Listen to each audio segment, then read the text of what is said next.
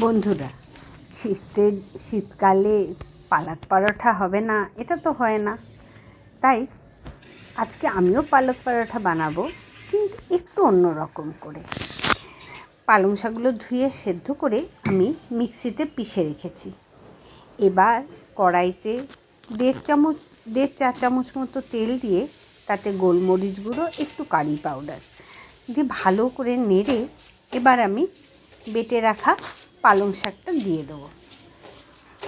এবার এইভাবে পালং শাক পরোটা বানানো আমি আমার এক অবাঙালি বন্ধুর থেকে শিখেছি। ভালো করে পালং শাকটা মিশিয়ে নেব। একটু ফুটবে যখন, তখন লবণ দিয়ে দিলাম। আর জোয়ানটাকে আমি হাতে একটু ঘষে নিয়ে অ্যাড করি, তাহলে জোয়ানের গন্ধটা খুব ভালো আসে।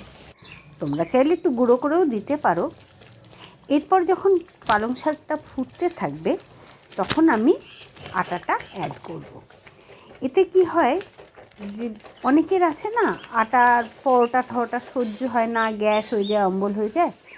এইভাবে করলে কিন্তু কোনো মতেই তার অম্বল বা গ্যাস হবে না। দেখো আমার আটা পাক দেওয়া হয়ে গেছে। এবার আমি ছানা কেটে রেখেছি। আমি ভিনিগার দিয়ে ছানা কেটেছি। তোমরা লেবু বা ভিনিগার যাই দিয়ে ছানা কাটো না কেন, রানিং ওয়াটারে ভালো করে ধুয়ে নিতে ভুলে না। এবার একটা প্যানে 1 টেবিল চামচ বাটার দিয়েছি, দিয়ে তাতে পেঁয়াজ কুচি, রসুন কুচি, একটু আদা লঙ্কা বাটা, তোমরা ইচ্ছে করলে লঙ্কা নাও দিতে পারো, এটা তোমাদের ইচ্ছের উপরে, একটু হলুদ সব দিয়ে ভালো করে ভেজে তারপরে টমেটো পিউরি, নুন বা টমেটো কুচি, আমি এখানে টমেটো কুচি ব্যবহার করেছি, দিয়ে ভালো করে মশলাটাকে কষিয়ে নেব।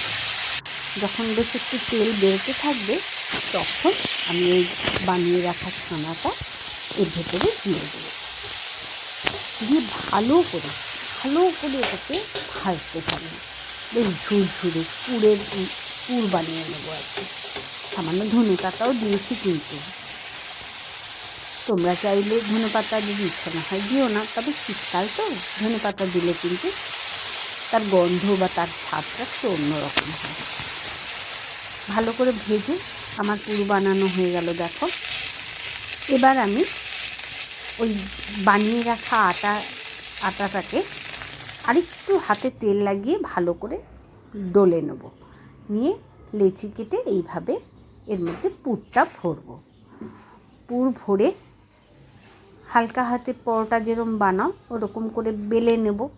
হ্যাঁ, এখানে কিন্তু একটা জিনিস না বললেই নয়, যেহেতু আটাটাকে আমি পাক দিয়ে নিয়েছিলাম পালং শাকের সঙ্গে, তাই এটা কিন্তু যখন কড়াইতে বা তাওয়াতে দেবে তখন কিন্তু এটা নরম থাকবে। তাই হালকা হাতে কিন্তু সব জিনিসটা করতে হবে।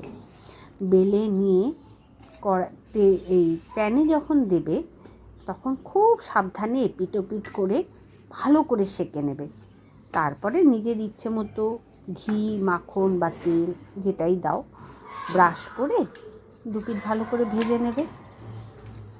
এটা খেলে আমি গ্যারান্টি দিয়ে বলছি কোনো রকম অম্বল বা গ্যাসের প্রবলেম হবে না। এটাকে তোমরা ওইভাবেই বানিয়ে নিতে পারো। আমার নানা রকমভাবে বানানো একটা অভ্যাস আছে, তাই আমি আজকে এটা নতুন বানিয়ে তোমাদের সঙ্গে শেয়ার করলাম।